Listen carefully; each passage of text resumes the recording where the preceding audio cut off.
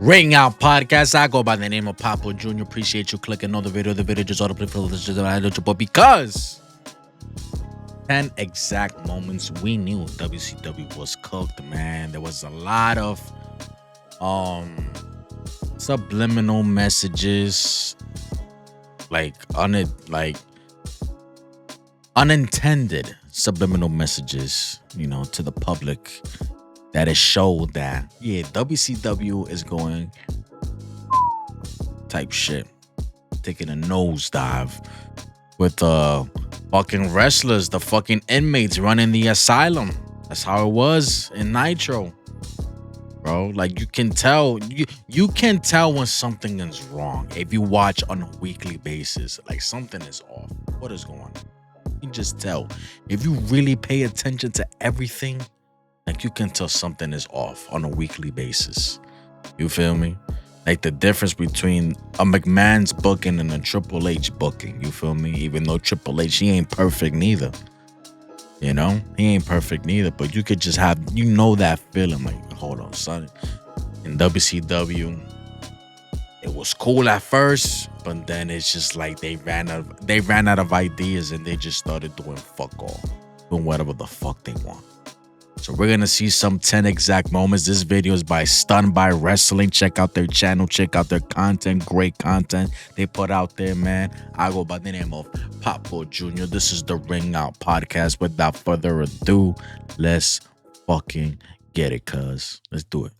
If you lived through the collapse of WCW, you That's remember one the example moments right that there. made it feel inevitable. Motherfuckers didn't care. They were making bank.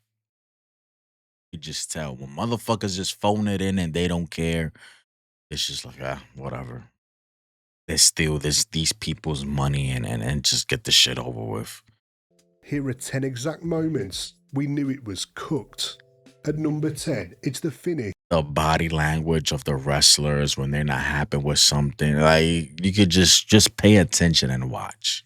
To Starrcade 97. This was meant to be WCW's biggest moment, the payoff of the NWO storyline that started a year and a half earlier. It was Sting versus Hollywood Hogan, good versus evil, the silent Avenger finally getting his revenge. Sting was white hot here, and the only ending that made sense was him beating Hogan clean in the middle of the ring and winning the World Heavyweight title. But what fans got instead was one of the most deflating finishes in wrestling history. Before he continues, I said this before, I'm watching the Monday Night Wars now. I just passed Bash at the Beach when Hogan just turned and joined the Outsiders. And the NWO, was birthed there. I'm watching, that's where I'm at right now. And for seeing the highlights that we're about to see, all the clips. And it's not a spoiler because I know, but I'm living through it by watching it from back in the day. You feel me? I'm watching it on a weekly basis. I'm not binge watching it. I'm not binge watching it. So it's a different feeling from watching it on a weekly basis than, just seeing a clip here and there. So, I'm on the journey to watch on how things unfold and how it, became the way it became in these highlights we're about to watch. So it's interesting. It's cool, bro. During the match, Hogan pinned Sting for the 3 count, but Bret Why Hart his hand wouldn't is allow there? Dave Penzer to ring the bell and demanded that he restart the match, despite Bret not even being the official referee. Sting eventually got Hogan in the Scorpion leg lock, and Bret called for the bell, even though Hogan didn't tap out. Sting was declared the winner, but it was in a way that made him look stupid, and the fans watching at the time couldn't believe that WCW had made such a mess to the payoff of their hottest ever feud. Well, why all of a sudden make that change when Bret Hart wasn't the official?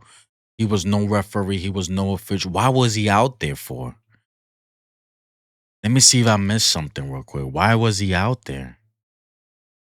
believe that WC My bad, y'all. You need to get your facts straight. I'm not talking about the guy that ran the channel. You know, when you want facts, you go back and look for it. But what I fans got missed something. instead was one of the most deflating finishes in wrestling history. During the match, Hogan pinned Sting for the 3 count, but Bret Hart wouldn't allow Dave Penzer to ring the bell and demanded that he restart the match, despite Bret not even being the official referee. Sting eventually got Hogan in the Scorpion leg lock. Why was that allowed? I don't give a shit who you are. Why was that allowed? You just letting Brett not letting the fucking timekeeper to hit the ring the bell, and then Brett is telling the ref that this shit is getting restarted, and then now he becomes the ref out, and the match continues. Like, what is this? And Bret called for the bell, even though Hogan didn't tap out. Sting was declared the winner, but it was in a way that made him look stupid.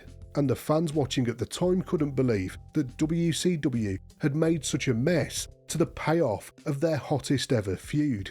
If they couldn't deliver this moment, it proved that they couldn't be trusted to get anything else right. At number 9, Wow. it's Bret Hart's WCW debut. Just weeks after the Montreal Screwjob, Bret was the most talked about name in wrestling, and fans were expecting fireworks from the Hitman as soon as he showed up on Nitro. But instead, Bret came out and shook hands with JJ Dillon before being announced as a special guest referee for a match between Eric Bischoff and Larry Zbyszko. This was the moment that fans realised that WCW was totally incompetent.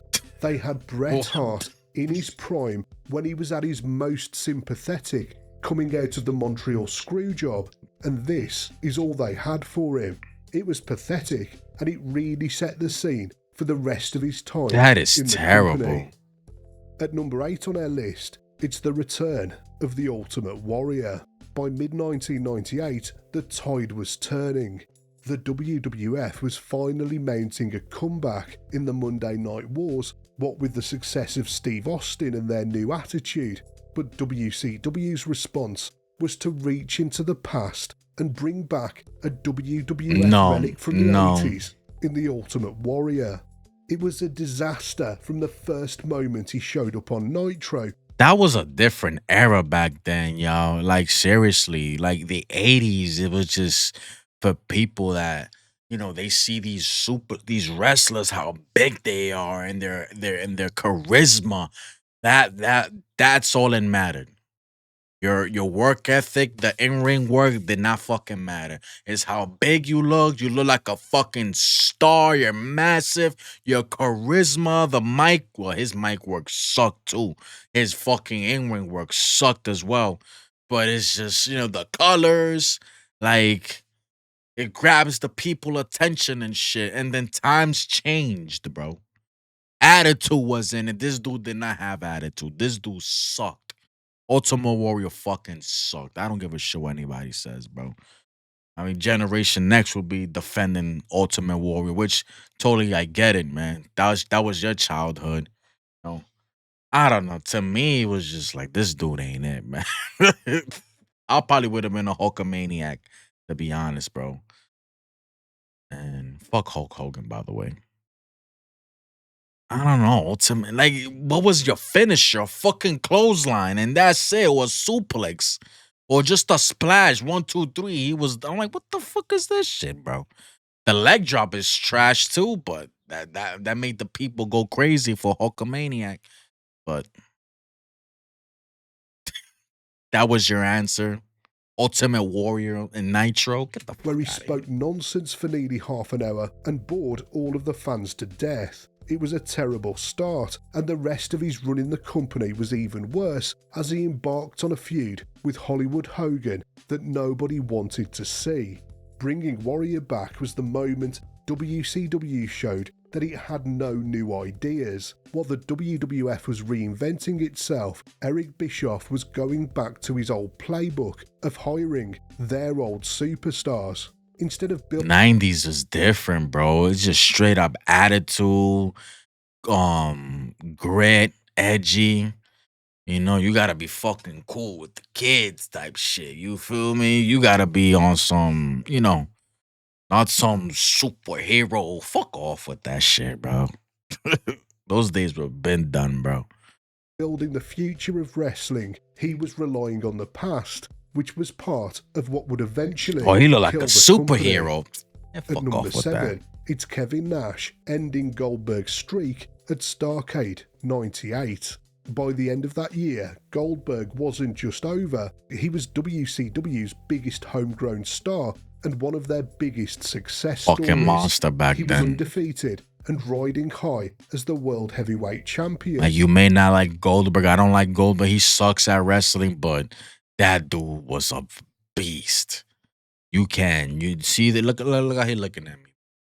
Like, he was you're a fucking beast, man. Like, relax. You would in your prime, bro. You were doing your thing, man. But at the same time, they did you fucking dirty. Feel me? And Bret Hart, what you did to Bret Hart, bro? Fuck you, man. Fuck you. His match against You still suck. You almost killed The Undertaker as well. You almost killed that man. That match should have never happened in the first place, but almost killed the fucking guy. And you started crying about, I need my fucking retirement, man. You better get your shit on a Saturday night's main event with fucking commercials. Whoop did he do? Nobody gives a fuck. And you're going against, well, that's rumors. And you're going against, whatchamacallit, AEW All in Texas. Who the fuck is watching Saturday night's main event? I'm watching AEW, bro. I'm sorry. I don't give a fuck about you.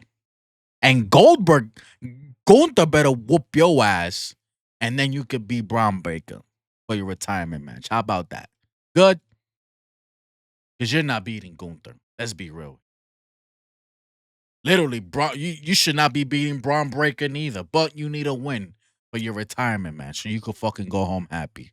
And we don't got to see you again. We don't want to see you again, guys. Nash at Starrcade, however, would Look at that. Look at the fucking nasty ass. Look, fucking, come on, bro. be the moment that WCW That's killed not their golden goose. In one fell swoop, Nash threw cold water all over one of the hottest acts in wrestling history by ending his winning streak and his world title reign. There was speculation at the time inmates that running the backstage asylum, politics y'all. were at play, with Nash having influence behind the scenes. But as far as the fans were concerned, it was here that we realised that WCW had no long-term vision. They were more interested in serving themselves and their friends instead of protecting one of the stars who could have carried the company into the future. At number 6, it's the finger poke of doom. Just 10 days after ending Goldberg's streak, Scott Hall was WCW so fucking promised a cool, bro. rematch between Goldberg and Nash for the title. But instead, Goldberg was arrested and Hollywood Hogan returned from hiatus and took his place. They didn't What even happened handcuff next was him. one of the dumbest main events in the history of Monday Night Wrestling. Hogan poked Nash in the chest, causing him to flop onto his back, and he allowed Hogan to pin him for the 3 count. And That is terrible, and that's a slap in the not even a slap in the face. That's shitting on everybody in that fucking attendance, bro. Literally, you shitting on their fucking heads, bro. They paid to be there, and that's what the fuck you gave them. That's fucked up, bro. And you deserve to lose your fucking power in that fucking company. Not happy that Nitro died because some people lost their fucking jobs. You know, it sucked. Not everybody went to the WWE. But it just showed like y'all motherfuckers, yeah, you can't be having friends running a fucking company because their fucking emotions will get in the fucking way. And then favoritism and all that. Like, come on, bro. That's fucked up, man. to win the World Heavyweight title. This was a shitty enough moment for many fans to turn WCW off forever, but damage had already been done earlier in the broadcast. Because Raw was pre-taped that week, WCW knew the results ahead of time and decided to spoil them on air. On They spoiled Mick Foley winning the championship.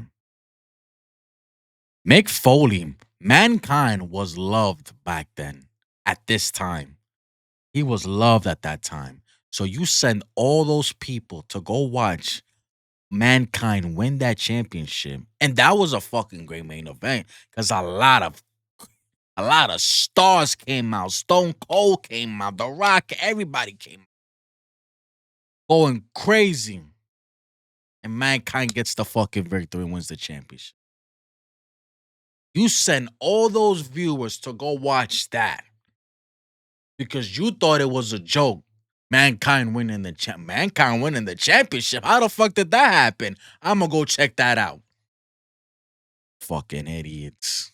I thought that. Yo.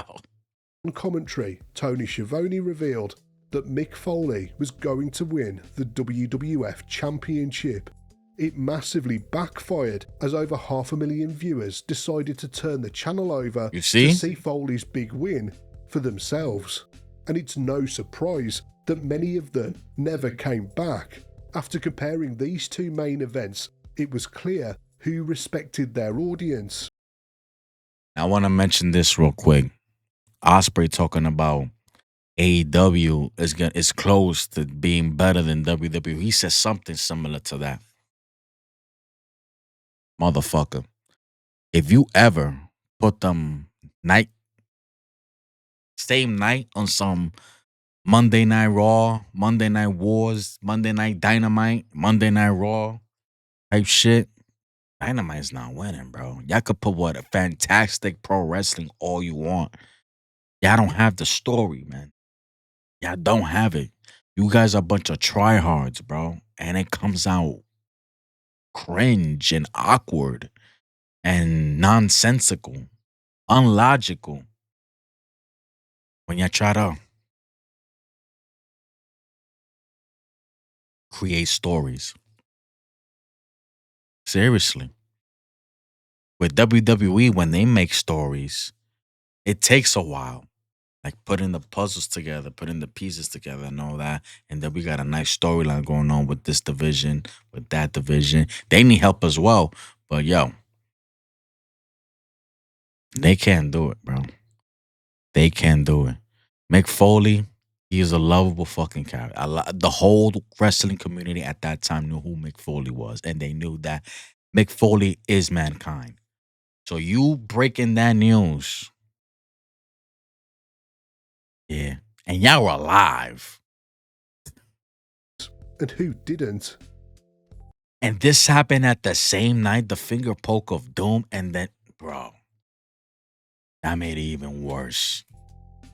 When Vince Russo jumped to WCW, some fans thought he might shake things up in a good way, but it turned out he was more interested in shock value and inside jokes than actually improving the product. Take the Cruiserweight division for example. Instead of developing it, Russo decided to bury it. He let his writing partner Ed Ferrara create a character called Oklahoma, which was a cruel parody of WWF announcer Jim Ross. Then Russo booked Oklahoma to win the Cruiserweight title, a championship that once belonged to Rey Mysterio and Dean Malenko was handed to this useless slob of a non-wrestler. That's not even funny, bro. That's not even entertaining. But this wasn't just bad taste, this was Russo showing that he had no respect for WCW as a whole. The Cruiserweight division had long been considered one of the best things about the entire show, and it was a fan favourite, but he decided to crap all over it. And from that point on, the fans knew Vince Russo wasn't going to help WCW, he was going to kill it from the inside. At number 4, it's David Arquette. This is why Cornette hates his guts, man. Cornette hates his guts, bro. People say that WCW, Vince McMahon sent Vince Russo to WCW to kill it from the inside, bro. I believe it, bro. Seriously. Because he used to work for WWF. Winning the WCW World title. By April 2000, WCW was already in freefall, but this was the moment many fans gave up hoping it could ever be saved. Russo brought in actor David Arquette to promote the Ready to Rumble movie, then booked him in a tag team match where the world title could change hands. Of course, Arquette ended up pinning Jeff Jarrett and becoming WCW champion. Fucking Even stupid. Arquette himself didn't want the title because he knew how badly this would go down with the fans. But Russo didn't care. He thought that it was edgy and funny. And That wasn't funny. That wasn't talking. edgy. Well, it did get people talking. In the but wrong. Not in the way that he wanted, because they were talking about how long it was going to be before WCW went out of business. At number 3 on our list, it's Bash at the Beach. That is embarrassing, bro. Even Arquette was like, bro, I don't want this shit. Dude has respects for the fucking industry, bro. For the business. Dude did GCW against Nick Cage, and there was a spot, I think, like he had a huge cut over here, bro. I watched this documentary when I was in a plane. This was like 3 years ago. I watched this on my way back to New York from DR. Watched this documentary, and that dude gives a shit about the industry, bro. He gives back. He went to GCW, did that hardcore match with Nick Cage. The match had to be stopped because he was badly hurt. He was like deep cut it under there, bro. So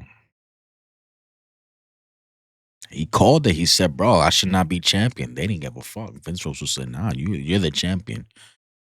Gonna give us, make us publicity, the wrong way. Bad publicity. 2000. Vince Russo wanted Jeff Like, you slap in the face of your fucking fan base, bro. Fuck the rest of the world. Take care of your fan base. Jarrett to beat Hulk Hogan, but Hogan had creative control in his contract and flat out refused to lose.